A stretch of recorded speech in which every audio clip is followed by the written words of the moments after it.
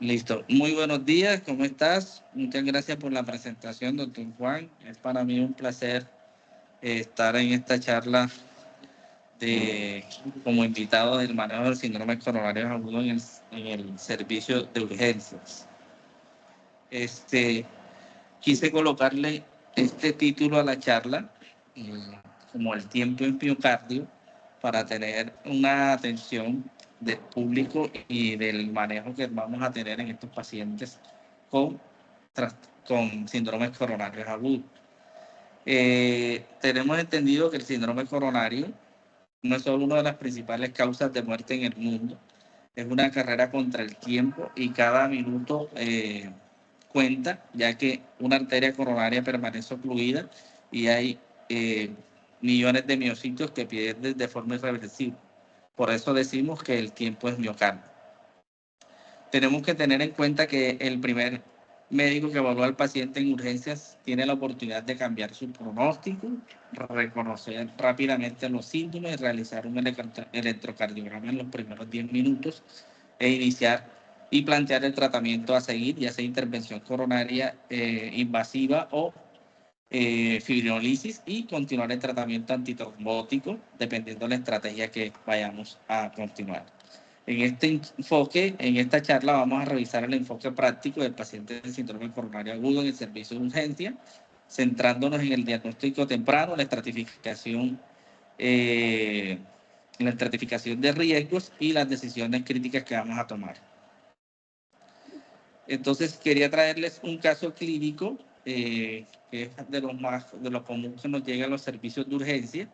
Entonces, la pregunta es, ¿qué haría usted en los primeros 5 minutos si a las 3:15 de la mañana usted es el médico de urgencia y acaba de ingresar un paciente de 74 años de edad que presenta dolor torácico opresivo, intenso, de 90 minutos de evolución, irradiado al brazo izquierdo y a la mandíbula, asociado a episodios de disnea, diaforesis y náuseas? Es un paciente que ingresa con signos vitales de 225, 135, una frecuencia cardíaca de 118, una respiratoria de 30 revoluciones por minuto, saturando 86% al aire ambiente. Al examen físico se denota un paciente ansioso, pálido, diaforético, con dificultad respiratoria y con uso de musculatura accesoria. Además de eso, presenta crépitos bivasales hasta la mitad de ambos campos pulmonares. Está taquicárdico, pero con ritmo regular, y presenta un S4 a la ocultación, con extremidades frías.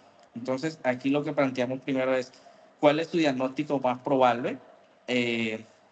Uno, pensamos en un síndrome coronario agudo con elevación del ST. Dos, pensamos en una emergencia hipertensiva, edema agudo de pulmón, o su respuesta es todas las anteriores. Pueden escribir su respuesta al chat y vamos a ir desglosando la charla de síndromes coronarios, y al final evaluemos cuál sería la respuesta con este paciente. A continuación, revisaremos el electrocardiograma con el que ingresó el paciente y ustedes me dirán qué pensarán al final de la charla con este electrocardiograma. Este es el electrocardiograma que se le hizo al paciente al ingresar a la urgencia a los 10 minutos. Entonces, posteriormente estaremos viendo qué definimos. Mi charla estuvo encaminada y adaptada más que todo a la nueva guía de síndromes coronarios crónicos de la Asociación Americana del 2025. Ellos, su prioridad en síndromes coronarios agudos es la revascularización urgente para pacientes con infarto con elevación del ST y shock cardiogénico. La estrategia invasiva en síndromes coronarios sin elevación del ST en este tipo de pacientes, vamos a ver dependiendo los diferentes scores y el estado que ingrese el paciente. También tienen énfasis que debemos de tener un control estricto de la LDL menor de 55, si por primera vez que presenta una cardiopatía isquémica. Debemos estar pendientes a la prevención secundaria integral y a la rehabilitación cardíaca obligatoria al dar de alta a nuestros pacientes. Entonces tenemos la definición de los síndromes coronarios agudos. Tenemos entendido fisiopatológicamente que es causada por la ruptura o erosión de una placa aterosclerótica inestable en una arteria coronaria con trombosis parcial o que puede tener una trombosis completa de dicha arteria. También se puede dar por microémbolos, lo que va a ocasionar en la arteria una disminución del flujo sanguíneo al miocardio y la consiguiente isquemia al miocardio. Por definición, y ya según la cuarta definición, definimos una necrosis de cardiomiocitos en el contexto clínico de isquemia miocárdica aguda. Dentro de los ítems de síndromes coronarios agudos tenemos la angina inestable, que es una isquemia miocárdica transitoria donde no hay necrosis detectable y que las enzimas cardíacas con troponina I va a estar negativa. Tenemos el infarto agudo del miocardio sin elevación del ST. En estos pacientes hay una oclusión parcial con isquemia subendocárdica y troponinas elevadas, y el infarto agudo del miocardio con elevación del ST, donde ya vamos a tener una oclusión completa, una isquemia transmural y necrosis miocárdica extensa. La clasificación inicial la vamos a basar en la historia clínica, los síntomas que tenga el paciente, el electrocardiograma y las troponinas. La fisiopatología del síndrome coronario, vamos a ver que es dinámica. Vamos a tener en cuenta que un paciente que puede ingresar con una angina inestable puede provocar incluso un infarto sin elevación del ST o incluso a un infarto con elevación del ST. Entonces, por eso es que tenemos que tener en cuenta su evolución intrahospitalaria. Este algoritmo de la guía europea del 2023 es muy interesante. Engloba igualmente los síndromes coronarios en 3 grupos, como habíamos quedado. Hay que tener y considerar al ingreso intrahospitalario si el paciente se le va a hacer una estrategia invasiva, dependiendo si es con elevación del ST. Vamos a evaluar si es candidato a una intervención coronaria primaria o es candidato a una fibrinólisis. Eso va a depender del tiempo, como vamos a ver posteriormente. Si es un paciente sin elevación del ST, vamos a evaluar si es un paciente de riesgo cardiovascular, si es muy alto, a ver si hacemos invasiva o no invasiva, dependiendo del riesgo que calculemos. Y también tener en cuenta que los pacientes con síndromes coronarios sin elevación del ST, evaluar si son candidatos a coronografía en las primeras 24 horas. Dentro de este manejo también vamos a tener en cuenta el tratamiento antitrombótico, considerar la revascularización y posteriormente considerar la prevención secundaria. Vamos a ir desglosando punto por punto. En el espectro de los síndromes coronarios tenemos que tener en cuenta su presentación clínica. Pacientes pueden presentarse oligo o asintomáticos o pueden presentar síntomas coronarios o síntomas cardiovasculares como el tipo de dolor torácico. Tenemos que tener en cuenta la nueva definición de dolor torácico sobre la guía AJA. Ya no hablamos, como antiguamente hablábamos, de si eran típicos, atípicos. Ahora es la característica si es de origen coronario, probablemente coronario o no coronario. Entonces, evaluar esta parte del dolor es muy importante en el espectro de los síndromes coronarios, hacer un electrocardiograma en los primeros 10 minutos de ingreso del paciente y evaluar si hay elevación del ST o hay cambios electrocardiográficos que también podrían corresponder a pacientes con cardiopatía isquémica, como los patrones de Wellen, patrón de Winter, que también son patrones que tenemos que tener muy en cuenta a nosotros los médicos en el servicio de urgencia ante un dolor torácico. Evaluar si el paciente tiene en este electrocardiograma hay o no hay elevación del ST para así poder definir conductas posteriormente. Indicado las troponinas inicialmente en pacientes con dolor torácico.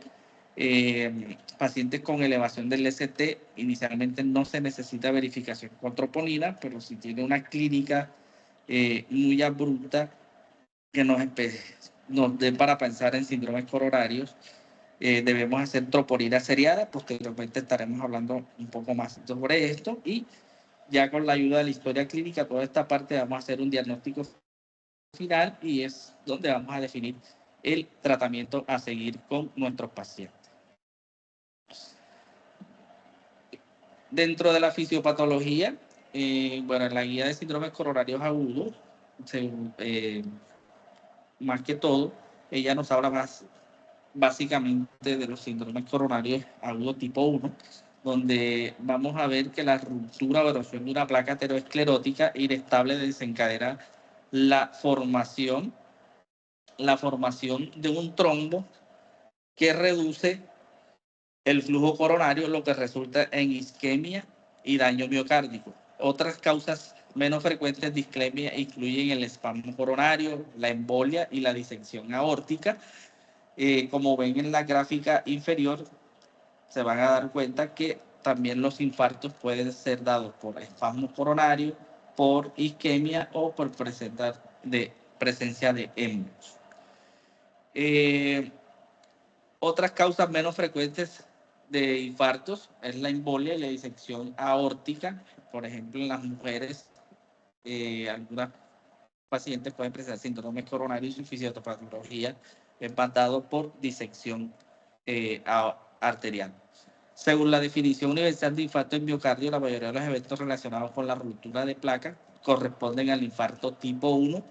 Por su parte, el infarto tipo 2, el BINOCA y la disección espontánea de la arteria coronaria requiere un enfoque diagnóstico y terapéutico específico. La gran clasificación que tenemos en esta guía de síndromes coronarios agudos, vamos a tener dos espectros, que es el STEMI y el no STEMI.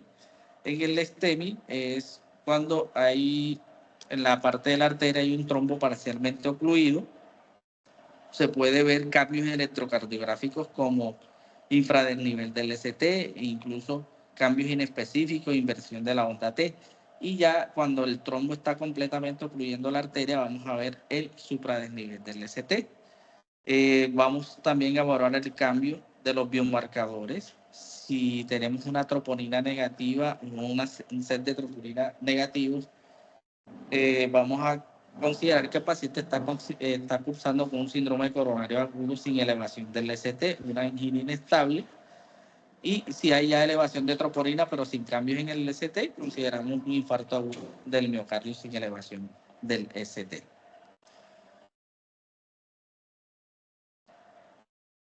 Entonces, la gran clasificación del infarto, según la cuarto comité, según la definición universal del infarto, lo vamos a clasificar en 5 tipos. El tipo 1, que es el que estamos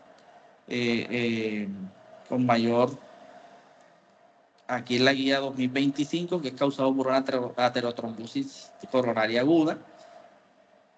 El tipo 2, que va a ser dado por un desequilibrio en el suministro de la demanda de oxígeno en miocardio. El tipo 3, una muerte súbita cardíaca. El tipo 4 y el 5 ya es más que todo por procedimientos. Tipo 4 es por intervención coronaria percutánea, que se divide en 3 grupos, el A, B y C, y el tipo 5, que es dado posteriormente a cirugía de revascularización coronaria. Entonces, ya entrando al punto más importante, cuando abordamos un paciente con síndrome coronarios agudos, infarto agudo del miocardio con elevación del ST, vamos a tener en cuenta que lo primero que vamos a ver inicialmente es la atención prehospitalaria rápida. El contacto médico inicial por el primer médico es crítico. Se debe realizar un electrocardiograma de 12 elevaciones en menos de 10 minutos para el diagnóstico temprano. El traslado en ambulancia permite evaluar y tratar complicaciones como arritmias o paro cardíaco. Por eso se debe hacer una coordinación de red, tanto del equipo básico que va en el traslado del paciente y evaluar para qué centro se va a llevar el paciente, que lo ideal sería llevarlo a un centro con intervención coronaria percutánea inmediata. Entonces, durante este traslado a ambulancia, el médico debe evaluar y tratar complicaciones como arritmias o paro cardíaco y se debe realizar una valoración clínica completa, realizar el electrocardiograma de 12 elevaciones, evaluar la presencia o ausencia de elevación del ST, porque dependiendo de el que encontramos en el electrocardiograma, vamos a definir si el paciente va para intervención coronaria inmediata. Recomendaciones: se debe realizar e interpretar el electro en 10 minutos. Si el primer electrocardiograma no es diagnóstico, pero persiste la sospecha alta de síndromes coronarios, se deben realizar electrocardiogramas seriados. Se deben realizar electrocardiogramas seriados, como les había comentado. Y cuando realizamos esta parte de los electrocardiogramas seriados, tenemos que tener en cuenta que esto nos puede identificar STEMI hasta en un 15% de los casos. Por eso es muy importante la realización de estos. Hay que tener en cuenta que un atraso por cada 30 minutos de retraso a la intervención coronaria percutánea de nuestros pacientes va a aumentar la mortalidad a un 7.5% por cada 30 minutos que retrasemos. Entonces, cuando hacemos el electrocardiograma vamos a evaluar si es un STEMI o no es un STEMI, porque aquí la guía nos va a dar un tiempo. Si vamos a trasladar un paciente a un sitio donde se realice PCI, vamos a tener un tiempo menor a 90 minutos, o si se va a trasladar a un sitio donde no haya intervención inmediata de PCI, pero que lo vayamos a trasladar en la ambulancia a un sitio que ya estemos en un hospital que no tenga PCI, pero lo vamos a trasladar a donde haya PCI, vamos a tener un tiempo menor a 120 minutos para la realización del procedimiento. La ruta en la guía europea, vamos a evaluar un tiempo isquémico total y aparición de los síntomas del paciente. Vamos a evaluar el primer contacto médico, si el paciente llega por sí mismo al hospital o si el paciente es llevado por un centro, llevado por personal médico de ambulancia. Si el paciente llega por sí mismo al hospital, vamos a evaluar si llegó a un centro de intervención coronaria percutánea o no es posible un centro de intervención coronaria percutánea inmediatamente. Entonces, si va a un centro de intervención coronaria percutánea, el paciente, si tiene elevación del ST, se debe hacer estrategia de intervención coronaria percutánea primaria de forma inmediata en la estrategia y se debe realizar en los primeros 60 minutos hasta la inserción del catéter. Si el paciente es llevado por el CEN, entonces vamos a evaluar dos parámetros. Si es llevado a un centro sin intervención coronaria percutánea, pero la intervención coronaria percutánea es posible en menos de 120 minutos, se debe realizar la ISP en menos de 90 minutos. Si no, es evaluable o posible realizar esta estrategia. Nos demoramos más de 120 minutos, se debe hacer estrategia de fibrinólisis, como vamos a ver más adelante. Y posteriormente, si se le hace la fibrinólisis, posteriormente debe ser llevado a un centro de intervención coronaria percutánea para realización del procedimiento antes de las 24 horas idealmente.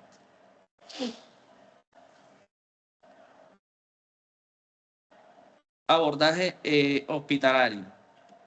La evaluación inicial intrahospitalaria de pacientes con sospecha o confirmación del síndrome coronario. Vamos a tener en cuenta la presentación clínica, como lo habíamos visto, evaluar el tipo de dolor torácico, cómo es el dolor torácico, las características de esta, la no identificación de un paciente con síndrome coronario agudo en el servicio de urgencia de forma oportuna puede llevar a consecuencias graves. Por eso es fundamental realizar una evaluación sistemática y rápida en todo paciente con esta sintomatología. ¿Qué se debe incluir? Una buena historia clínica dirigida hacia los síntomas del paciente, un examen físico completo, la realización del electrocardiograma, la realización de pruebas adicionales como troponinas y establecer un diagnóstico final para establecer el diagnóstico y posteriormente definir el manejo terapéutico. Entonces, ya cuando vamos a tener un abordaje intrahospitalario en nuestro paciente, ¿qué vamos a tener en cuenta? Primero definir si es con elevación o sin elevación del ST. Si ya descartamos que es un paciente que no tiene elevación del ST, evaluamos por medio de métodos enzimáticos, realizamos la troponina I, que según la guía debemos realizar una troponina ultrasensible, que es el protocolo de 0, 1 o 2 horas para evaluar una curva de troponina I. Tenemos que verificar en nuestro laboratorio si la troponina que nos están brindando es ultrasensible o sensible, dado a que la confirmación, el tiempo va a ser diferente. Si tenemos un protocolo con troponina ultrasensible, vamos a hacer de 0 a 1 hora y vamos a evaluar si hay una elevación del 20% para definir si el paciente está ante un síndrome coronario agudo sin elevación del ST. Ya sería un infarto agudo del miocardio y proceder a estratificar el riesgo. Si las dos troponinas son negativas, vamos a evaluar otras vías de confirmación, dependiendo si el paciente está muy sintomático o las características del dolor son coronarias y la realización de electrocardiogramas seriados. Muy importante la interpretación del electrocardiograma. En el electrocardiograma vamos a evaluar el ST. Vamos a evaluar cuánto mide el ST. Hay que tener en cuenta que el ST debe tener más de 1 milímetro en dos derivaciones contiguas, pero que va a variar en V2 y V3 y también va a depender del sexo, si es masculino o femenino, y de la edad del paciente para hacer el diagnóstico de infarto. Con el electrocardiograma también nos vamos a ayudar de la localización arterial probable que tenga el paciente y también tenemos que tener en cuenta los cambios electrocardiográficos, por ejemplo, bloqueos de rama izquierda, si son de novo, debemos aplicarlos ya sea los criterios de Garbosa o aplicar los criterios de Barcelona para definir este tipo de paciente, evaluar también otros cambios electrocardiográficos que nos podrían orientar, como son los patrones de Welling y los patrones de Winter. En la guía también tenemos que tener los cambios dinámicos del ST, por eso tenemos que hacer el electrocardiograma seriado, evaluar si hay infradesnivel del ST, y aquí les dejo la tablita donde vamos a hacer los diferentes cambios del ST en el electrocardiograma. Entonces vamos a tener en cuenta que los pacientes en STEMI, vamos a ver que el electrocardiograma debe mostrar un ST mayor de 1 milímetro en todas las derivadas contiguas, excepto de B2 y B3, donde la elevación debe ser mayor de 2 milímetros si es un hombre mayor de 40 años y mayor de 2.5 milímetros en hombres menores de 40 años, y si es mujer debe medir más de 1.5 milímetros, sin importar la edad. Muy importante tener en cuenta que si estamos sospechando infartos del ventrículo derecho, la elevación del ST tiene que ser mayor de 0.5. Todo paciente que nos llegue con síndrome coronario agudo a nuestra urgencia siempre debemos de tener estrategias para estratificación de riesgo. Se recomiendan las estrategias de estratificación como el score de Grace, tenemos también el score de TIMI para pacientes con angina inestable o infartos sin elevación del ST. Entonces, esto nos permite tener decisiones clínicas rápidas y precisas y nos va a dar índices de mortalidad y también nos puede ayudar para definir conductas médicas con nuestros pacientes. Debemos de tener también en cuenta la clasificación de Keeley y Kimball y evaluar los biomarcadores que tan elevados están, que también nos pueden ayudar a predecir el riesgo de nuestro paciente. Entonces, posteriormente ya al tener nuestro paciente ya en las emergencias, la ruta diagnóstica que planteamos es hacer una buena historia clínica, no voy a cansar de decirlo, realización del electrocardiograma en 10 minutos, si no el electrocardiograma seriado, se va a obtener una troponina inmediatamente y con esto vamos a definir si es un infarto sin elevación o con elevación del ST. Si es un paciente con infarto con elevación del ST, ya lo dijimos, lo primero es terapia de reperfusión. Si no, hacemos electrocardiogramas seriados y cuando el paciente tenga dolor, cuando tenga hipotensión, para definir si hay cambios electrocardiográficos y se van a hacer las troponinas seriadas, ya casi como les expliqué, dependiendo si es ultrasensible o es sensible. Si es sensible, se hace protocolos de 3 a 6 horas y ya con esta parte vamos a definir el riesgo de nuestro paciente.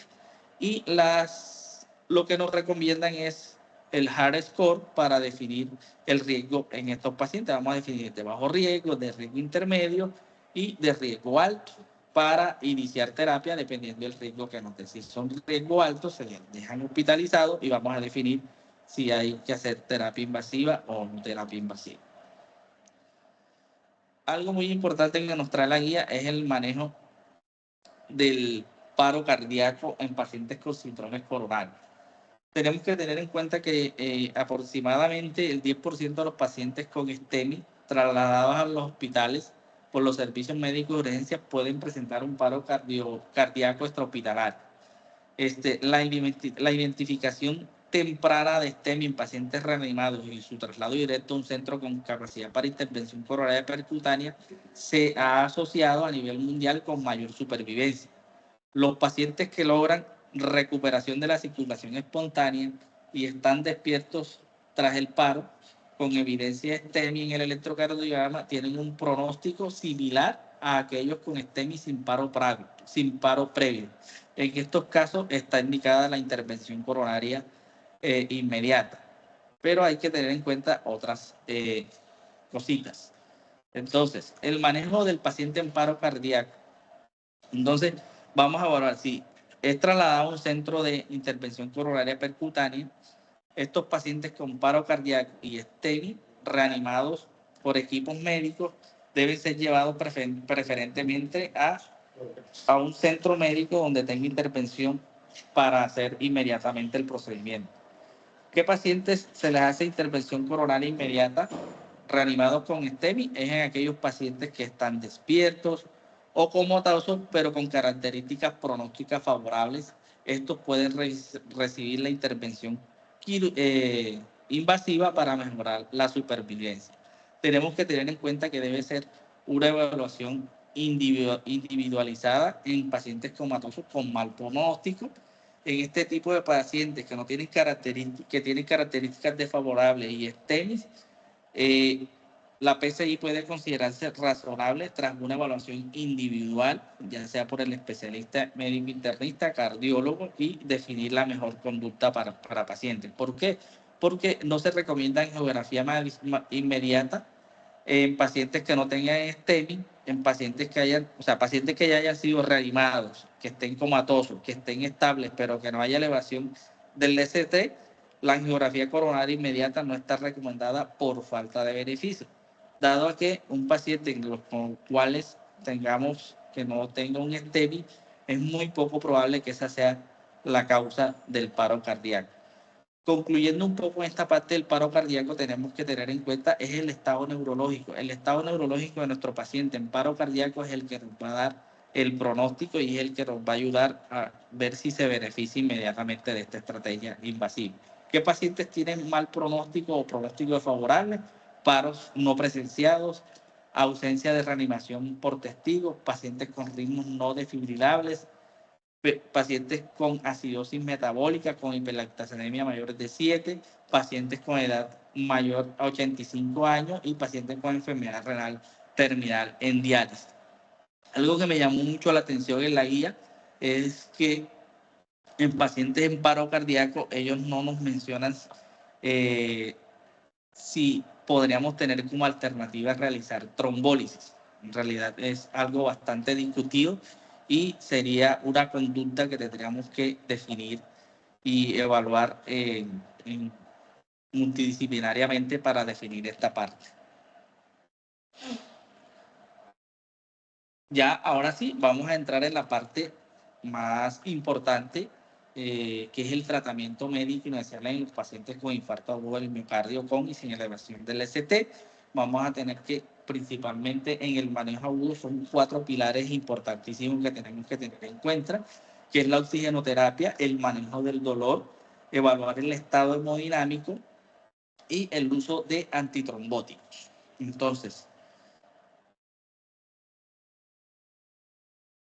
Entonces, considerando como primera medida la oxigenoterapia, no se recomienda en todos los pacientes.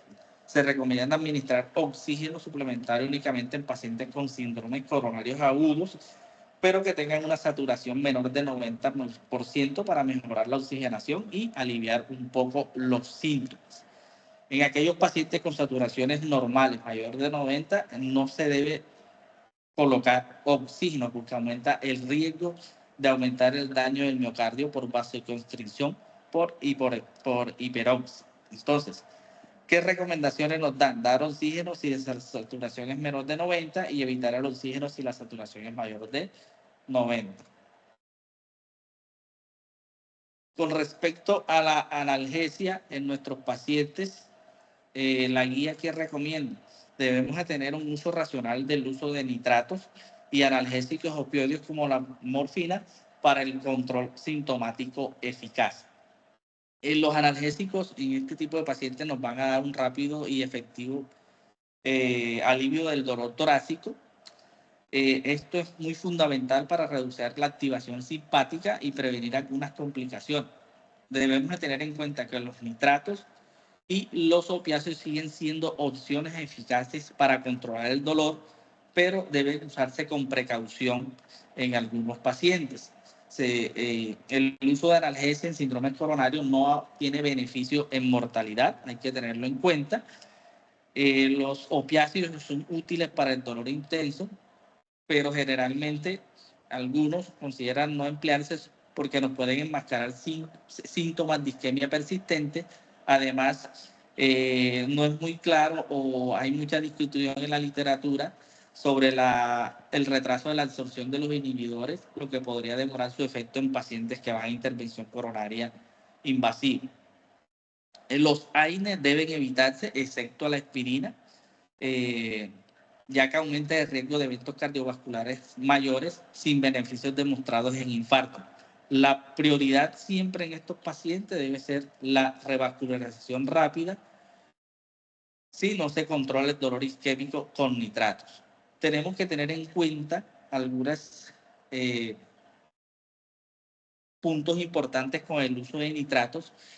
Es que debemos evitarlos o usarlos con mucha precaución en pacientes con hipotensión. No debemos usarlo en pacientes con bradicardias o taquicardias marcadas. Tener muy en cuenta y evitarlos en pacientes o tener mucha precaución en infartos del ventrículo derecho, en pacientes con estenosis grave, aórtica, conocida o tratada, y pacientes que han usado en las últimas 24 o 48 horas inhibidores de la fosfodiesterasa 5 como el sildenafil. Debemos estar muy atentos y precavidos en este tipo de pacientes. Ya entrando a la terapia antitrombótica o terapia antiplaquetaria, hablando ya de la aspirina, en el manejo agudo del síndrome coronario, la aspirina se debe dar en todos los pacientes con estos eventos. Y es recomendación 1A. La aspirina es el pilar fundamental en la terapia antiplaquetaria para prevenir eventos arteriotrombóticos recurrentes en pacientes con síndromes coronarios agudos, reduce la mortalidad vascular, el riesgo de reinfarto y el accidente cerebrovascular. La dosis que se recomienda es una dosis de carga oral de entre 162 y 325 miligramos lo antes posible tras la presentación clínica. Generalmente, nosotros los clínicos en las emergencias estamos dando 300 miligramos. Se debe seguir un mantenimiento de una dosis entre 75 y 100 miligramos diarios. Siempre se debe dar la aspirina. Si el paciente no puede tomar vía oral, se puede administrar por vía rectal. En algunos países donde hay endovenosa, los administran de forma endovenosa. Es lo que se sugiere.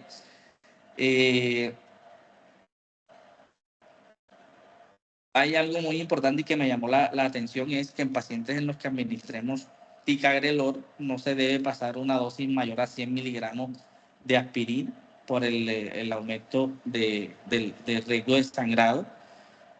También hablamos que el uso de dosis bajas entre 75 y 100 miligramos de aspirina en muchos estudios es preferido para mantenimiento porque ofrece una buena eficacia en la inhibición plaquetaria con menor riesgo de sangrado gastrointestinal comparado con altas dosis. hay que tener en cuenta lo que les había dicho, en pacientes que ya siguen tratados con ticagrelor, la aspirina no debe superar los 100 miligramos diarios para evitar disminuir la eficacia del tratamiento. Lo otro es el uso crónico de la aspirina posteriormente del paciente. En algunos pacientes seleccionados se puede suspender la aspirina después de 1 a 3 meses tras el alta hospitalaria, manteniendo solamente el inhibidor P2Y12, especialmente si hay alto riesgo de sangrado. Una pregunta muy importante que tenemos que tenernos en cuenta siempre en los pacientes que vamos a utilizar aspirina de forma crónica es si se la vamos a dejar de por vida. Estamos viendo que ya en los últimos estudios, y creo que vamos hacia eso, en un futuro no muy lejano, probablemente ya vamos a dejar a nuestros pacientes con inhibidores P2Y12, ya en muchos estudios que están saliendo, y vamos a suspender la aspirina y va a quedar con inhibidores de P2Y12 por un tiempo que vamos evaluando en consulta externa hasta cuánto tiempo vamos a dar a estos pacientes.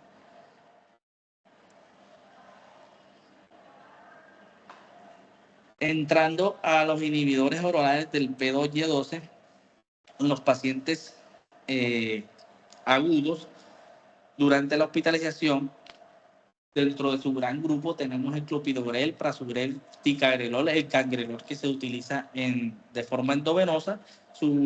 Estos medicamentos lo que hacen es reducir la activación plaquetaria mediada por ADP y disminuir en eventos cardiovasculares mayores cuando se administran juntos con el ácido acetilsalicílico en pacientes con infarto.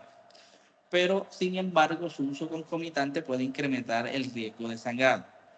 Entonces, tenemos que tener en cuenta algunas indicaciones de los diferentes P2Y12. Por ejemplo, si es un paciente que vamos a trombolizar, que nos va para intervención coronaria percutánea, el ideal es usar clopidogrel, o cuando ticagrelor o prasugrel están contraindicados, o cuando el riesgo de sangrado es alto, o cuando es un paciente mayor de 75 años de edad.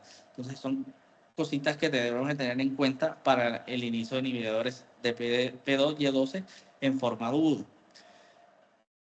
Los inhibidores del P2Y12, como el clopidogrel, el ticagrelor y el prasugrel, reducen la activación plaquetaria mediada por ADP, como les había comentado. Entonces, debemos de tener en cuenta si vamos para intervención coronaria percutánea o vamos a realizar trombólisis. Ya les voy diciendo cómo vamos más hacia adelante con cada uno.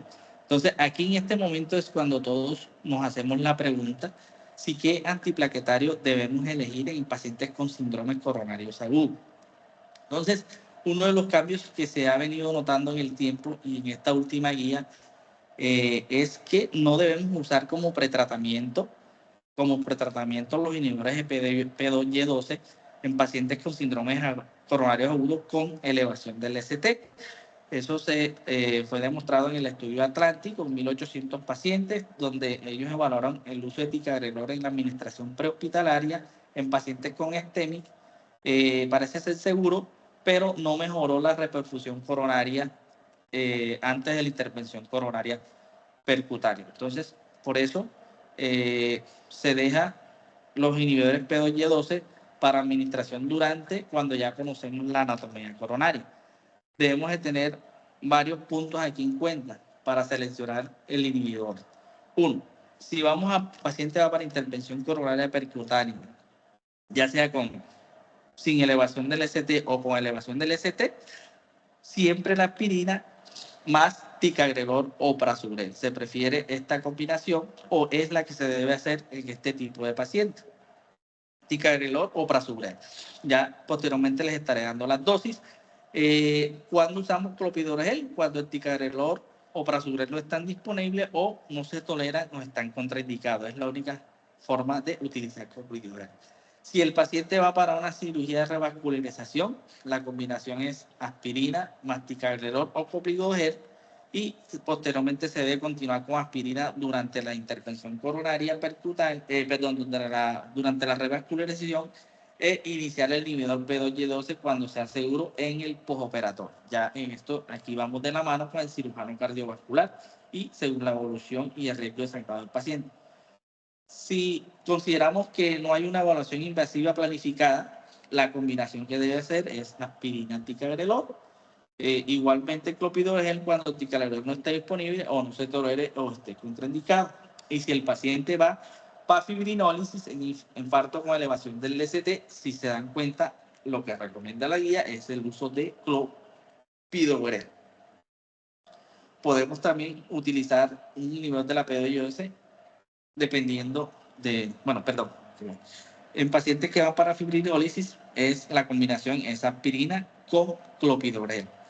Hay que tener en cuenta que en pacientes, cuando es la única forma de dar pretratamiento con inhibidores P2Y12, lo que nos recomienda la guía como clase 2B es solamente en aquellos pacientes con síndromes coronarios agudos sin elevación del ST, pero donde el tiempo de la estratificación de la intervención coronaria percutánea va a ser mayor de 24 horas.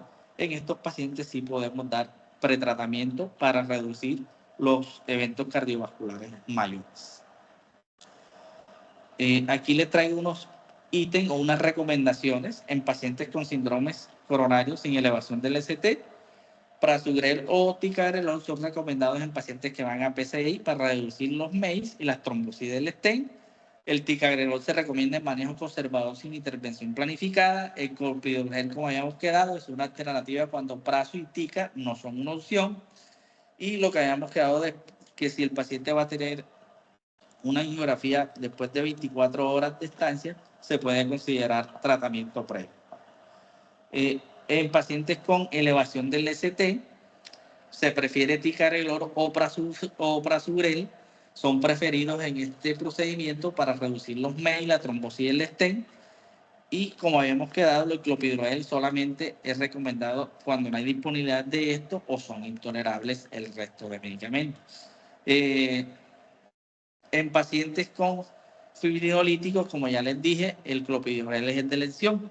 ¿Qué puntos claves tenemos en terapia antiplaquetaria? En pacientes, concluyendo, en pacientes mayores de 75 años con peso menor a 60 kilogramos, considerar reducción de dosis de prasugrel y evitar en pacientes con antecedentes de ictus o AIT por riesgo de eventos adversos y de sangrado.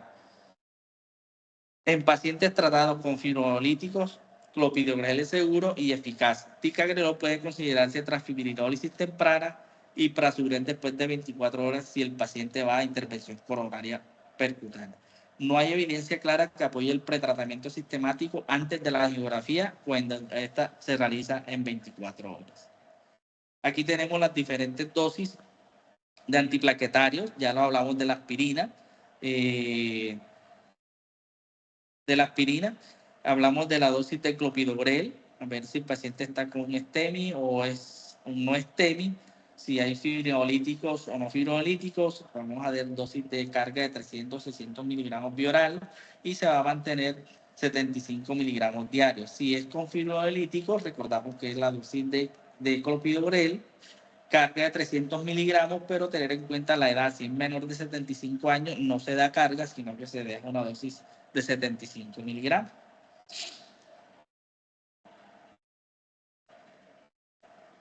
Algo importante es el manejo de los inhibidores PDI-12 de forma rápida en pacientes que requieren cirugía de revascularización. Tenemos que tener en cuenta si es una cirugía electiva o urgente para evaluar la suspensión del medicamento. Si es una electiva, el clopidogrel se suspende de 5 días, el prasugrel 7 días y el ticagrelor entre 3 a 5 días antes de la cirugía. Si es una cirugía urgente, se debe suspender clopidogrel al menos 24 horas antes. Puede considerarse proceder antes de los 5 días si es necesario. El prasugrel se debe suspender al menos 24 horas antes y el ticagrelor suspender también al menos 24 horas antes idealmente. Tenemos que tener también en cuenta que también se usan, pero con una evidencia menor, otros antitrombóticos.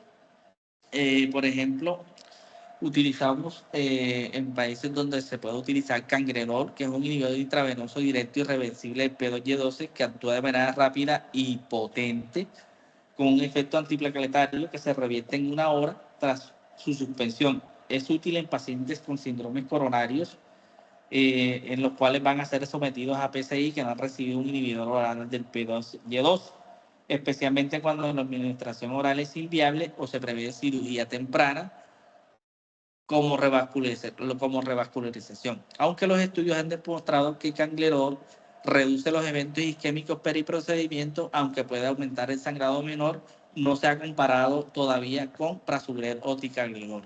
Otros que también se pueden utilizar son los inhibidores de la glicoproteína 2B3A. Dentro de estos está el tirofiban. Estos medicamentos son útiles como terapia de rescate o en situaciones de complicaciones durante la PCI.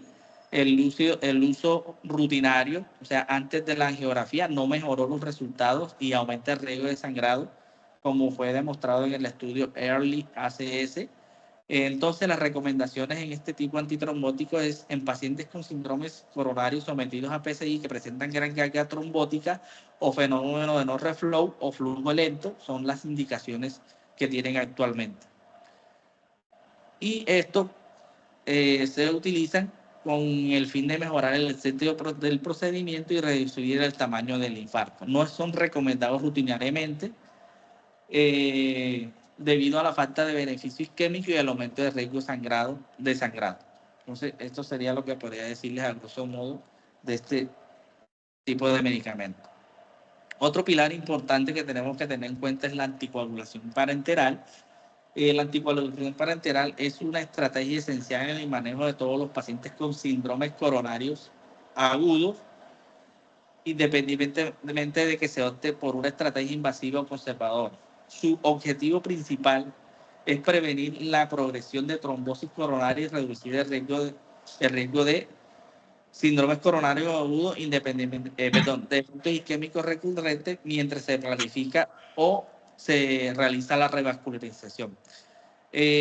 Fisiopatológicamente, el fundamento que tenemos en el uso de anticoagulantes es el tratamiento de la trombosis secundaria a la ruptura o erosión de una placa aterosclerótica, como ocurre en el infarto tipo 1, aunque el diagnóstico definitivo de infarto tipo 1 puede aclararse posteriormente. Debemos de tener en cuenta que la anticoagulación debe iniciarse tempranamente.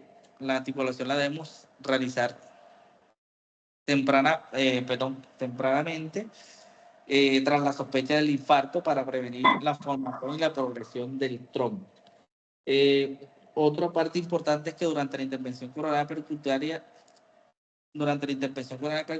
el riesgo de formación de trombina y agregación plaquetaria es muy elevado, lo que puede conducir a complicaciones trombóticas durante el procedimiento. Por lo tanto, se recomienda el uso de anticoagulación parenteral en todos los pacientes sometidos a PCI. La elección del anticoagulante va a depender de diferentes factores como la vía de acceso vascular, la función renal del paciente, la terapia antiplaquetaria concomitante, y dentro de los principales anticoagulantes parenterales que tenemos las heparinas no fraccionadas, la vivablidina, la enoxaparina, el fondaparinux. La heparina no fraccionada tradicionalmente es la más empleada, aunque limita la necesidad de monitorización en la urgencia y el riesgo de trombocitopenia inducida por heparina. Todos los pacientes que vayan a trombólisis se debe colocar enoxaparina. Pacientes de intervención coronaria percutánea se prefieren las heparinas no fraccionadas, la vivablidina o en menor caso la enoxaparina endovenosa periprocedimiento. Si vamos a plantearle al paciente tratamiento médico, lo que recomienda es fondaparinux o heparina. Otro punto importante es la duración del tratamiento de la anticoagulación. Se recomienda, si el paciente se le realizó trombólisis, de 8 días hasta su egreso, o si es intervención coronaria percutánea, se debe mantener hasta después del procedimiento. Hay que tener en cuenta que en trombólisis solamente hay evidencia escrita es con enoxaparina. Recomendaciones. Las recomendaciones que tenemos en la terapia anticoagulante va a depender si es un paciente con un síndrome coronario sin elevación del ST. La terapia anticoagulante inicial es heparina no fraccionada intravenosa, vamos a darle las dosis, es útil para resolver eventos isquémicos, y en pacientes sin estrategia invasiva temprana, enoxaparina o fondaparinux son buenas alternativas. En pacientes que van para revascularización coronaria, ya sea PCI o cirugía de revascularización, se debe continuar la anticoagulación parenteral hasta completar la revascularización. La anticoagulación durante la intervención coronaria en pacientes con síndrome coronario, STEMI o no STEMI, se prefiere heparina no fraccionada intravenosa, es útil para resolver los eventos isquémicos, como hemos dicho. En pacientes con STEMI sometidos a PCI, la bilirubina es útil como alternativa a la heparina no fraccionada, pero para reducir mortalidad y sangrado. En pacientes no STEMI que vayan a ser con PCI, la bilirubina puede ser razonable como alternativa también para reducir el sangrado. La enoxaparina IV puede considerarse como alternativa a la heparina no fraccionada durante la PCI, y el fondaparinux no se debe utilizarse durante PCI debido al riesgo que tiene este medicamento de trombosis del catéter. Es lo que tenemos que tener en cuenta en este tipo de pacientes. STEMI, en pacientes con STEMI, la terapia anticoagulante con fibrinolíticos, tenemos que, tratados con fibrinolíticos, continuar la anticoagulación durante la estancia hospitalaria, máximo 8 días, o si el paciente sale a los 5 días, hasta ahí se mantiene la anticoagulación, o hasta que se le brinde la revascularización. En pacientes con STEMI tratados con fibrinolíticos sin intervención invasiva, enoxaparina es el anticoagulante de elección, y como habíamos dicho, fondaparinux es una alternativa recomendada si no se planifica estrategia invasiva. Entonces, en este cuadro nos dan las diferentes dosis de heparina no fraccionada. Esto se encuentra en la guía, lo pueden leer. Para nosotros, en el servicio de urgencia, o para ustedes como médicos generales, residentes, o que se encuentren en un área rural, debemos de tener mayor conocimiento al uso de enoxaparina, es la que vamos a tener más en cuenta en estos casos, que estemos atendiendo pacientes en zonas donde no tengamos intervención coronaria percutánea inmediata. Debemos evaluar enoxaparina, terapia inicial, en soporte en PCI, y ver si es uso concomitante con fibrinolíticos. Si tenemos una terapia inicial, la dosis de 1 miligramo por kilogramo subcutánea cada 12 horas. Se debe reducir a 1 miligramo por kilogramo subcutánea cada 24 horas si el aclaramiento de creatinina es menor a 30.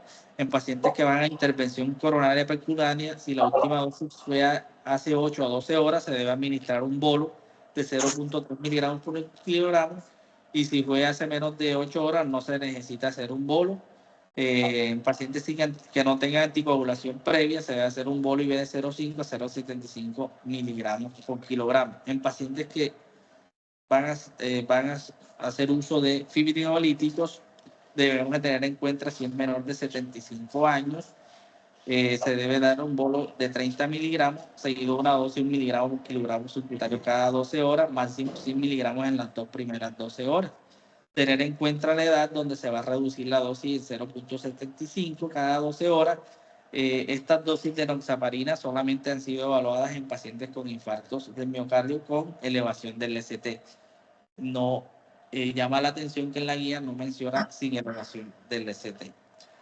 Otro punto muy importante que en el manejo agudo del síndrome coronario es la terapia lipídica. Se recomienda en pacientes con infarto agudo del miocardio, se deben mantener niveles de LDL menor de 55, debe ser un objetivo intensivo para prevención secundaria. Ellos recomiendan que se debe hacer también inmediatamente se ingresa el paciente al servicio de urgencias, con estatinas de alta intensidad, y si tiene LDL demasiado fuera de metas, se debe sumar ezetimibe. En pacientes de muy alto riesgo también se recomienda adicionar inmediatamente durante la hospitalización inhibidores de la PCSK9 si no se alcanza el objetivo terapéutico, lo que nos especifica la guía. El uso de estatina es por el beneficio también de sus efectos pleiotrópicos. Las estatinas de alta intensidad son el pilar de tratamiento inicial. Con ella se pueden lograr a estas dosis reducciones de hasta el 50% y disminuyen significativamente el riesgo de eventos mayores cardiovasculares. Las estatinas antes de 24 horas se deben iniciar desde el ingreso, ya que el efecto se inicia en las primeras 24 horas. ¿Qué tenemos que tener en cuenta también? Evaluar en los pacientes que tenemos con síndromes coronarios, ver el perfil lipídico basal en esta tabla que nos recomienda la guía, ver si el paciente virgen de uso de estatinas o no de uso de estatinas. Si no toma estatinas o sigue un régimen de intensidad baja o moderada, se debe iniciar estatinas de alta intensidad con el fin de tener niveles de LDL menor de 55, posterior al alta, vamos a rodar el perfil lipídico entre 4 a 8 semanas. En pacientes que ya están usando regímenes de estatina y tienen un régimen máximo, evaluar qué niveles tiene. Si tiene LDL menores de 55, continuamos la estatina. Si tiene LDL entre 55 y 70, se debe anexar una terapia reductora de LDL sin estatina, o si tiene LDL mayor a 70, en estos pacientes debemos añadir una terapia reductora de LDL como el ezetimibe, y se debe reevaluar el perfil lipídico cada 4 a 8 semanas. En pacientes intolerantes o que rechazan las estatinas, unas opciones pueden ser el ácido bempedoico, la ezetimibe en estos casos. Ya en pacientes que no logramos metas, ya seremos un poco más agresivos con el uso de otro tipo de microelementos como los inhibidores de PCSK9, con el fin de llevar nuestros pacientes a metas. Aquí tenemos las diferentes dosis de las estatinas. A qué dosis vamos a considerar que son de alta intensidad. Tenemos que tener en cuenta que dependiendo de la dosis consideramos la reducción de LDL, atorvastatina y rosuvastatina a dosis de 40 y 20-40 tienen un efecto de alta intensidad, de moderada intensidad a dosis más bajas de 10 a 20 y de 5 a 10 respectivamente la rosuvastatina. Baja intensidad tenemos el grupo de la simvastatina, la provastatina y la ovastatina, que reduce solamente el 30%. Aquí tenemos en el cuadro tenemos las diferentes dosis y los otros medicamentos que podemos utilizar en pacientes en el cual no logramos metas. Esto es un tema también interesante. Pasaremos también un día también discutiendo esta parte. Otra parte que estudiamos en el manejo agudo de los pacientes con infarto agudo del miocardio es la terapia con beta bloqueadores. Se ha demostrado que está bien establecida en pacientes con FEBI menor de 40% y con falla cardíaca ya estable, incluidos aquellos pacientes después de un infarto del miocardio. En pacientes con síndromes coronarios sin contraindicaciones se recomienda el inicio temprano, menor a 24 horas de beta bloqueadores orales para reducir el riesgo de infarto y arritmias ventriculares.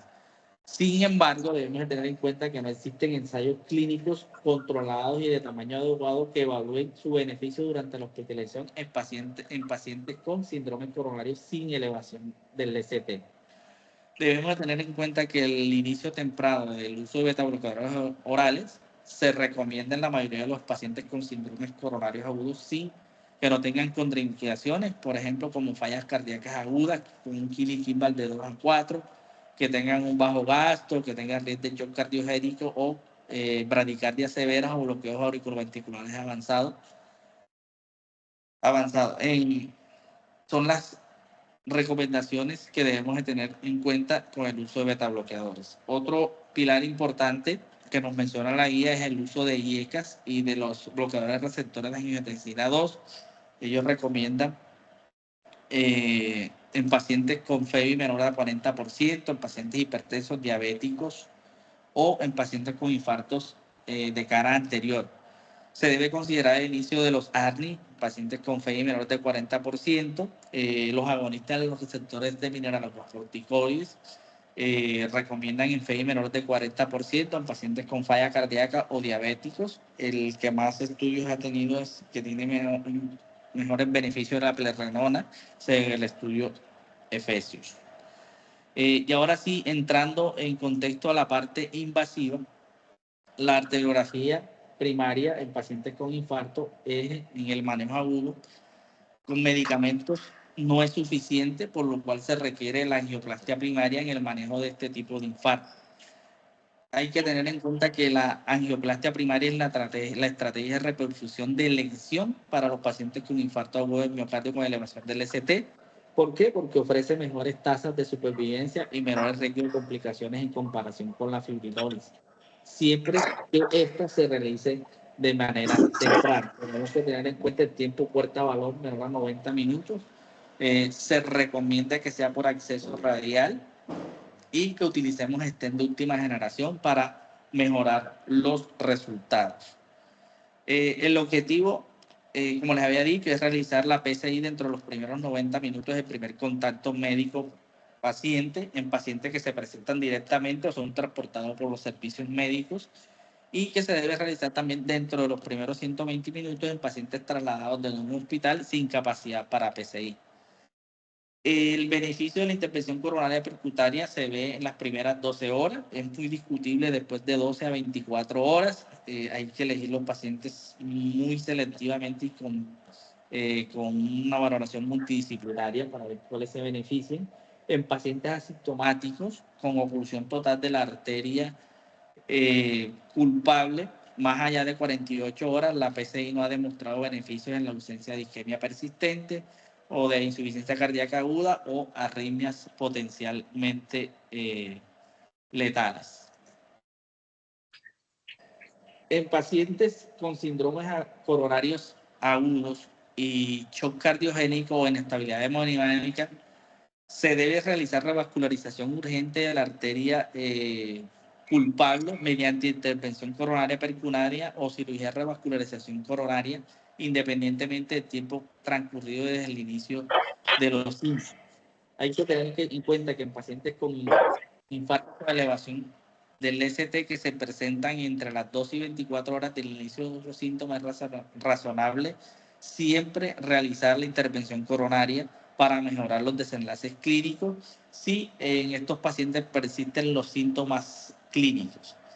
Aquellos pacientes que se presentan después de las 24 horas de haber iniciado los síntomas, pero que presentan isquemia persistente, tienen signos de insuficiencia cardíaca aguda o arritmias, o que presentan arritmias potencialmente mortales, es también razonable considerar la PCI para el mejor pronóstico.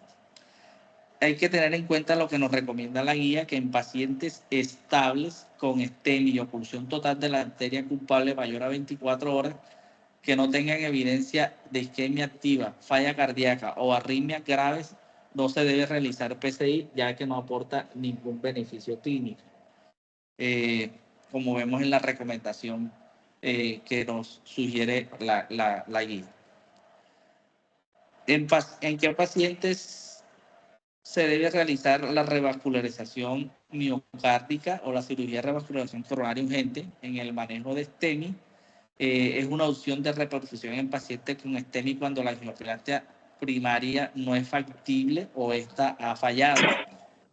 Aunque no existen ensayos clínicos actualmente aleatorizados que comparen directamente las dos estrategias en el contexto de STEMI. La cirugía urgente o de emergencia puede ser una alternativa eficaz en ciertos escenarios clínicos. La revascularización urgente también se puede considerar en pacientes hemodinámicamente estables que tengan una anatomía coronaria no adecuada para PCI o después de un fallo de la intervención percutánea, siempre que hay una gran cantidad de miocardio en riesgo. ¿Y cuándo es el momento óptimo para realizar la cirugía de revascularización? Se debe realizar de forma individual, teniendo en cuenta la estabilidad hemodinámica, la presencia de isquemia persistente y la extensión del territorio en riesgo. ¿Cuándo no se recomienda de emergencia la cirugía de revascularización? Es cuando tengamos en el paciente un área de miocardio que el riesgo es muy pequeño, que los vasos coronarios no son adecuados para la cirugía, o si la intervención quirúrgica podría asociarse a un mayor riesgo de muerte y de eventos cardiovasculares en comparación con un manejo conservador. También este tipo de cirugía es relevante en el manejo de pacientes con enfermedad multivaso después de una reperfusión exitosa de la arteria culpable. Otra parte, continuando, perdón, en pacientes, es brindarle la terapia fibrinolítica. Entonces, la terapia fibrinolítica en un número de pacientes con infarto se presenta en hospitales sin capacidad para la realización de la estrategia invasiva inmediatamente. Entonces, ¿qué vamos a hacer en estos casos? En estos casos se recomienda transferir al paciente si el tiempo estimado del primer contacto médico hasta la activación del dispositivo es menor a 120 minutos o si la transferencia no es posible dentro de este tiempo y los síntomas tienen menos de 12 horas, se plantea la estrategia de realización de fibrinolisis, siempre y cuando verificar las contraindicaciones. Si el paciente presenta inestabilidad hemodinámica o un infarto extenso y no es posible una PCI oportuna, los beneficios de la fibrinolisis superan los riesgos. Las recomendaciones que nos da la guía en pacientes con STEMI, tiempo estimado de contacto paciente o procedimiento menor a 120 minutos o contraindicación para un fibrolítico, se recomienda la transferencia a un hospital con PCI. En pacientes que tengan síntomas menores a 12 horas y identificados retrasos a PCI más de 120 minutos, se recomienda fibrinólisis si no hay contraindicaciones. Es lo que tenemos que tener en cuenta. Una pregunta muy importante es si podemos hacer trombólisis en pacientes después de 12 horas de la sintomatología. En realidad es una pregunta bastante complicada. No todos los pacientes se van a beneficiar de fibrinólisis entre las 12 y 24 horas.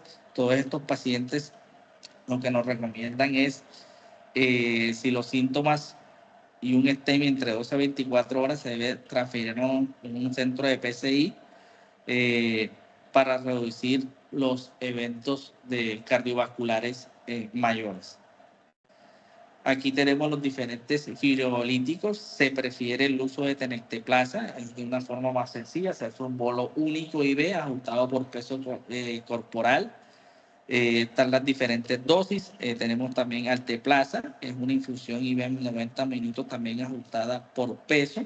Debemos tener una valoración estricta, seguimiento estricto en este tipo de pacientes, vigilando signos de sangrado. Siempre se debe ajustar antiagregantes y anticoagulantes al tratamiento fibrinolítico. Contraindicaciones de la fibrinólisis. Aquí tenemos las diferentes tablas. Todos tenemos que hacer el checklist en nuestros pacientes para evaluar si hay contraindicación. En pacientes sin elevación del ST, ¿qué estrategias invasivas tenemos? Hay que definir primero si el paciente tiene un ritmo intermedio o alto, a ver si podemos hacer un enfoque invasivo rutinario, ya que en ellos mejora el pronóstico, reduciendo mortalidad y reinfarto entre un 18 y 25%, respectivamente, según algunos estudios de metanálisis. El beneficio es mayor en pacientes de alto riesgo, como aquellos con biomarcadores elevados sin diferencias significativas por censo. Los pacientes se benefician también los pacientes con síntomas inestables, como angina refractaria, inestabilidad hemodinámica, inestabilidad eléctrica. Deben someterse a una estrategia invasiva inmediata, en menos de 2 horas, es lo que se recomienda. En pacientes de alto riesgo es razonable realizar una estrategia invasiva temprana dentro de las primeras 24 horas. En eso vamos a tener en cuenta los diferentes factores de riesgos de altos, como son un Grace mayor a 140 puntos, pacientes con cambios dinámicos o significativos en el segmento ST, la edad mayor de 75, pacientes con biomarcadores elevados, pacientes diabéticos, deberían ser llevados a reperfusión coronaria en menos de 24 horas. Aquí, muy interesante, perdón. la estrategia invasiva rutinaria versus estrategia invasiva selectiva en pacientes con síndromes coronarios sin el ST. Lo que nos muestra la guía es evaluar si es de alto riesgo o bajo riesgo. En pacientes de riesgo alto o intermedio se benefician de estrategia invasiva de rutina, evaluar si son candidatos para cirugía de revascularización, dependiendo de lo que encontramos en el cateterismo, y los pacientes de bajo riesgo, la estrategia invasiva selectiva, vamos a evaluar por medio de estrategias no invasivas. Todos los pacientes debemos de tener siempre presente que pacientes que nos lleguen con síndromes coronarios agudos, tipo anginas inestables de alto riesgo, no deberíamos mandarle a hacer estudios ambulatorios para definir estrategia invasiva. Estos pacientes deben de quedarse de manera intrahospitalaria. Indicamos los estudios no invasivos, ya sea una prueba de esfuerzo o tomografías de arterias coronarias para definir si es candidato a procedimiento invasivo o no invasivo. ¿Qué contraindicaciones tenemos para un abordaje invasivo rutinario en pacientes sin elevación del ST? Tenemos que tener en cuenta el riesgo de sangrado si es muy alto, si tienen una trombocitopenia grave menor a 50, si tienen una enfermedad renal avanzada, si tienen una expectativa menor a 1 o 2 años, si pues, pacientes con una demencia avanzada, si tienen una anatomía coronaria conocida que posibilita la realización de PCI o cirugía, y la preferencia del paciente de no someterse a procedimientos invasivos. Debemos tener todo esto en cuenta, que son contraindicaciones relativas. Y esta tabla, perdón, ¿cuándo se debe hacer la elección y momento oportuno de la estrategia de tratamiento en el paciente con síndrome coronario sin elevación del ST? Hay que evaluar si el paciente está inestable o es muy alto riesgo. En estos pacientes con shock cardiogénico, con síntomas de falla cardíaca, que empeoran o que tienen insuficiencia mitral o edemas pulmonares o que la angina es refractaria, estos pacientes se benefician de estrategia invasiva en menos de 2 horas. En pacientes de alto riesgo, son aquellos que tienen Grace mayor a 140, que tienen valores altos de troponina, también se benefician de estrategia invasiva y angiografía. O sea, la estrategia invasiva debe hacerse en menos de 24 horas. Síndromes coronarios sin elevación del ST de riesgo intermedio, con puntuaciones de Gray menores de 140, que no tengan síntomas isquémicos, con valores de troponina estables, también se benefician de estrategia invasiva, pero antes del alta hospitalaria, idealmente en menos de 72 horas, y aquellos de bajo riesgo, que son los que tienen grade de menores de 109 puntos, con TI menor de 2, que no tienen síntomas isquémicos, que no hay cambios dinámicos en el electrocardiograma, se benefician.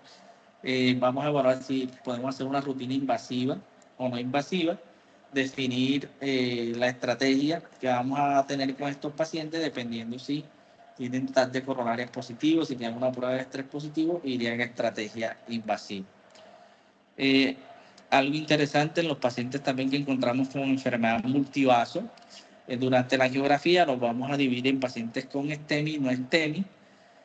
Todo paciente con STEMI con enfermedad multivaso se debe revascularizar sí o sí el vaso culpable como primera medida, y considerar revascularizar al mismo tiempo.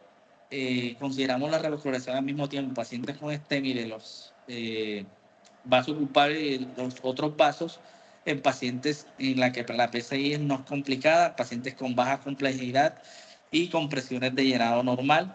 No se debe realizar en shock cardiogénico, y evaluar si tiene indicación de revascularización miocárdica se debe realizar. Y en pacientes con no STEMI, primero debemos determinar el modo de revascularización. Si no es candidato para revascularización miocárdica, realizar revascularización completa en menos de 45 días, y tampoco se recomienda en shock cardiogénico.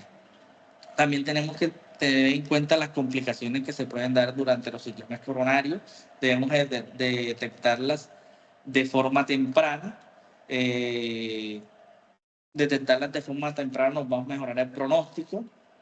Si hay necesidad de soporte circulatorio mecánico en pacientes que presentan cuadros de hipoperfusión persistente, tener siempre a la mano un equipo de shock en nuestra urgencia, un equipo multidisciplinario para la toma de decisiones complejas y definir el manejo avanzado en nuestros pacientes. Tenemos que tener en cuenta las complicaciones eléctricas, como son las arritmias ventriculares, como la FB, la TB, las fibrilaciones auriculares postinfarto, para evaluar el soporte farmacológico y control estricto de ritmo, según el protocolo institucional, evaluar si y tener muy en cuenta la presencia de rotura de tabique e insuficiencia mitral mediante ecocardiografía al pie de la cama, para evaluar si necesitamos inicio de soporte inotrópico o necesita una cirugía de emergencia.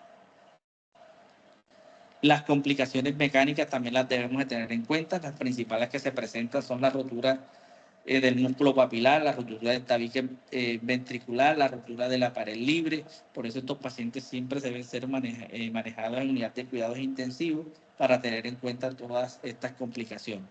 El manejo que debemos de dar posalta, el paciente con terapia DAP, o sea, con doble terapia antiplaquetaria, se recomienda una duración estándar con DAP por 12 meses, o sea, la combinación de aspirina, ticagrelor o clopidogrel, según el caso, evaluando siempre al año para dejar una sola terapia que generalmente continuamos.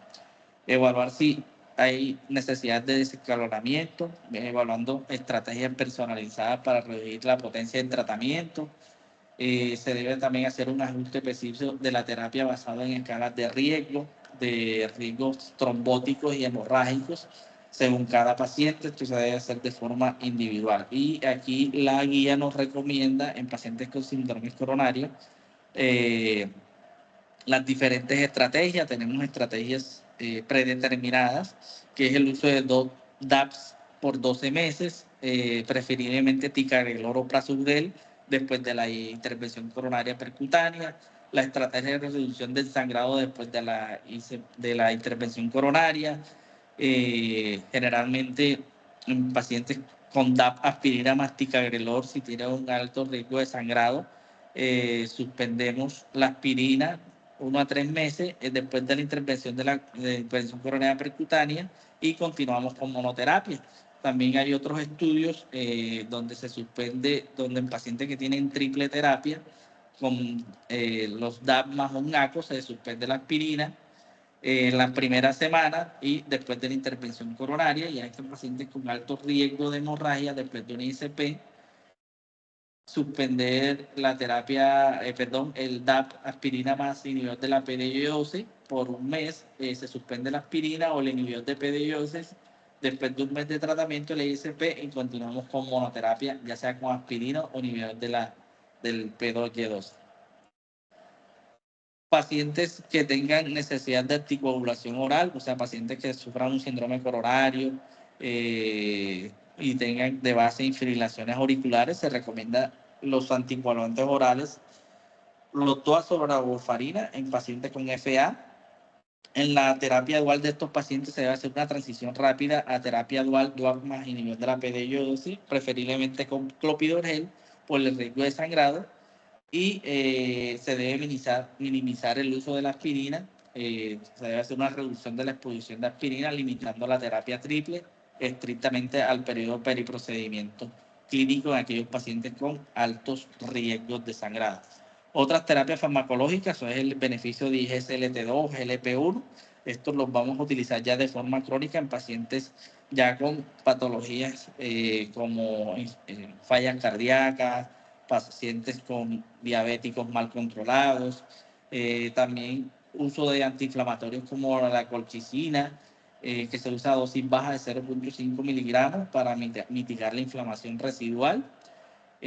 Son estrategias que tenemos en el paciente ya de forma crónica. La rehabilitación cardíaca es muy importante, derivación a programas de rehabilitación, cesar el uso de tabaquismo, explicar y dar de manera oportuna el manejo de la nutrición y los pilares integrales para la prevención de nuevas complicaciones.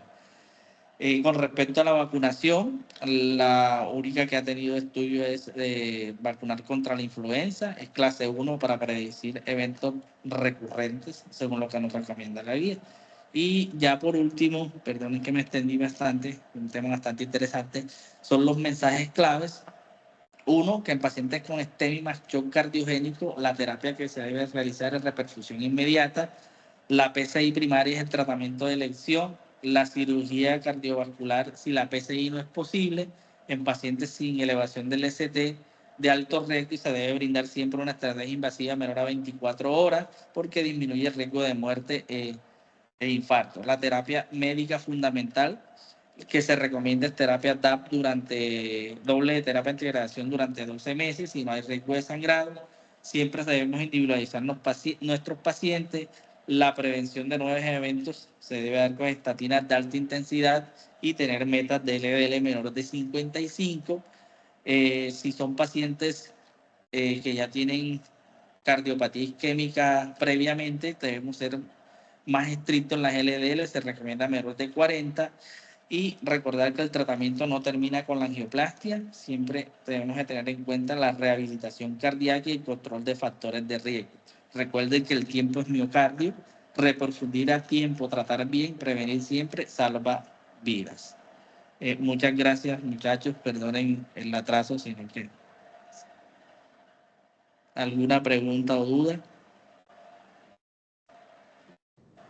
Doctor, muchísimas gracias, la verdad, la charla estuvo increíblemente completa, pues muy actualizada con respecto a la última guía americana y pues bueno, creo que logramos aprender hoy todo eso clave del síndrome coronario agudo, que siempre es un tema muy, pues que en cuanto a tratamiento aborda muchísimas cosas y tenerlo así hoy muy claro es como muy importante, la verdad. Y que muchísimas gracias, doctor, y pues, al parecer no nadie ha levantado, bueno, hay una persona con la mano levantada, puede hacer una pregunta. Hola, buenos días. Sí, Mi nombre es Jordan Grau. Doc, primero que todo, gracias por la charla, muy completa, muy interesante. Síndrome coronario agudo es lo que más vemos prácticamente en urgencias verdaderas. Doc, sí. yo tenía una duda con respecto a la indicación de la dosis de carga de la aspirina. Y bueno, en nuestro caso, que es más probable que usemos clopidogrel, cuando el paciente ya viene con un manejo estándar con esos dos medicamentos y de pronto, digamos, una señora de 75 años que venía ya con ASA y se tomó el ASA en la mañana y en la tarde presentó la sintomatología sugestiva de infarto, se le hace su electro y evidentemente un infarto. Ahí cómo hacemos con la dosis de carga que se le da a ese paciente. ¿Se le completa los 300 miligramos de ASA o se le dan 200 miligramos más o más o menos cómo podríamos enfocar a ese paciente? Muchísimas gracias. Bueno, en, tener en cuenta que en todo paciente con elevación del ST, la carga de aspirina siempre va sí o sí. Son 300 miligramos que te recomienda la guía. Bueno, tiene un valor hasta 325. Podemos dar, siempre hay que dar la carga de aspirina, sin excepción, ¿oíste? Ya el inhibidor de la P2Y12 es definir dependiendo de la estrategia que vayamos a hacer.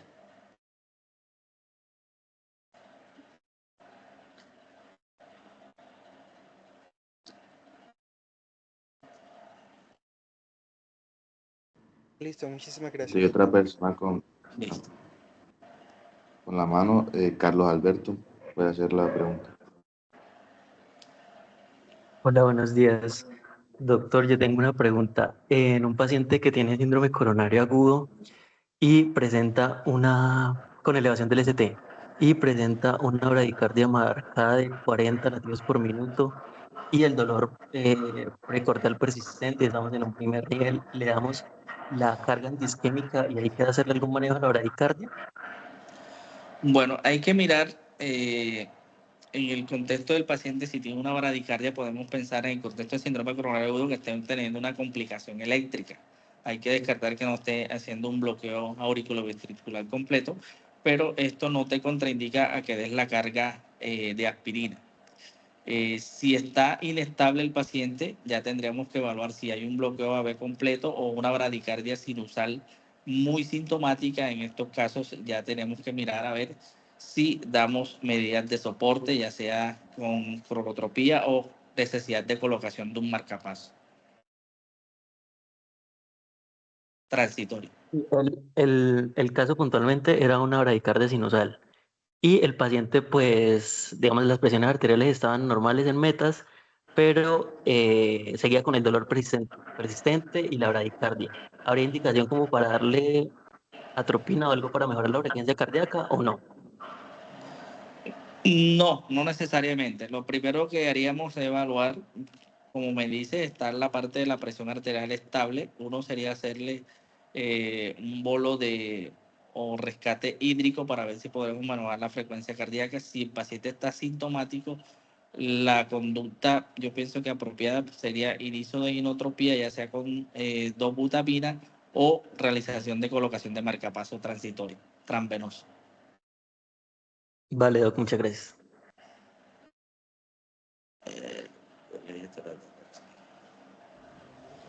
Y ahora el doctor Julio Anillo puede hacer también otra pregunta.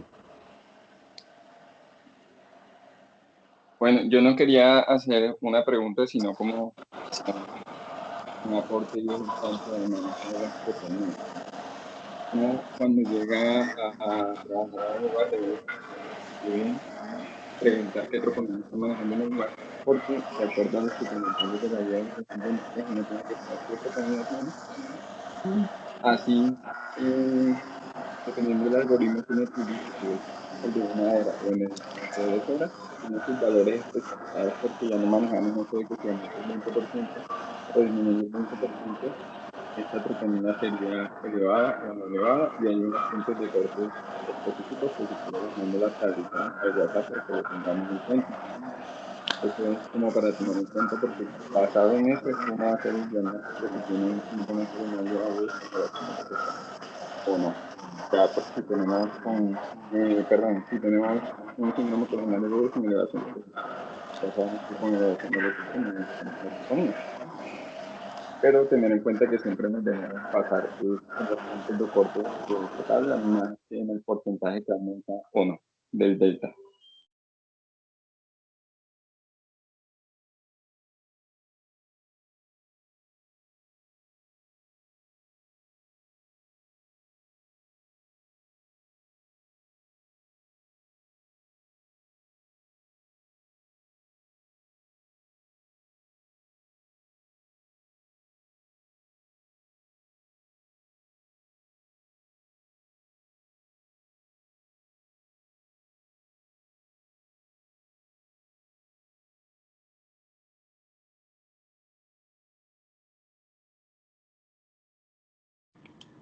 Bueno, doctor Norberto, creo que eso sería todo.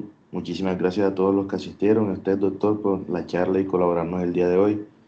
Estamos muy agradecidos y esperamos seguir realizando actividades con usted en el futuro y que los asistentes pues hayan aprendido mucho de usted el día de hoy y estén atentos a la última actividad que tendremos esta semana, que sería hoy ya a las 6 de la tarde.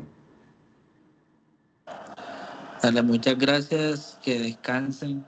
Bueno, seguiremos en nuestras labores. Chao.